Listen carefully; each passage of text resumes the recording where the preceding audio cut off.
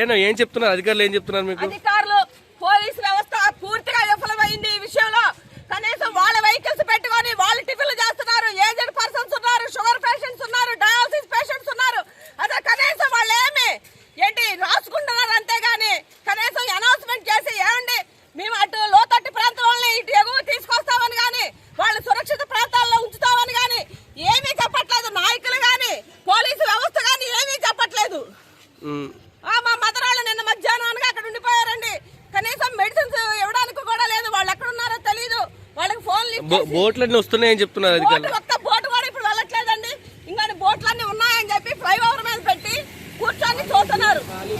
వాళ్ళ వెహికల్స్ తిరుగుతున్నాయి, పోలీసు వారి వెహికల్స్ తిరుగుతున్నాయి, పోలీసు వారి వెహికల్స్ తిరుగుతున్నాయి తప్ప వాళ్ళేమీ స్పందించట్లేదు. మా బాధ అర్థం చేసుకోవట్లేదు. ఫ్లైఓవర్ డౌన్ లో అల్లాడిపోతున్నారు జనం.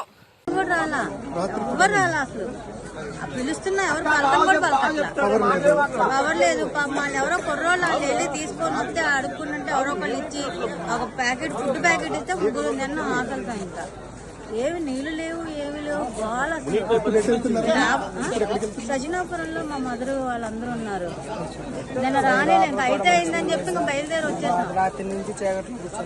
అది కిందకి దిగితే పీకల లోతు ఉన్నాయి నీళ్లు. భయం వేసిన అలాగే వచ్చేసాం. ఇవ్వట్లేదు సార్. మాకు ఫుడ్ పోతే నడు కూడా వస్తే ఈరోజు సార్ మాకు అసలు రాత్రి నుంచి అలా చిన్నపిల్లలతో సహా అసలు మంచినీళ్ళు కూడా ఇస్తున్నారు. ఇచ్చిన వాళ్ళకి ఇస్తున్నారు సార్. మాకు అసలు మంచినీళ్ళు కూడా మొత్తం సార్. అసలు తినలేక అల్లాడలేదు. కరెంట్ లేదు. ఇక్కడ దాకా సార్ నీళ్ళైతే ముగ్గురు నెట్టుకొని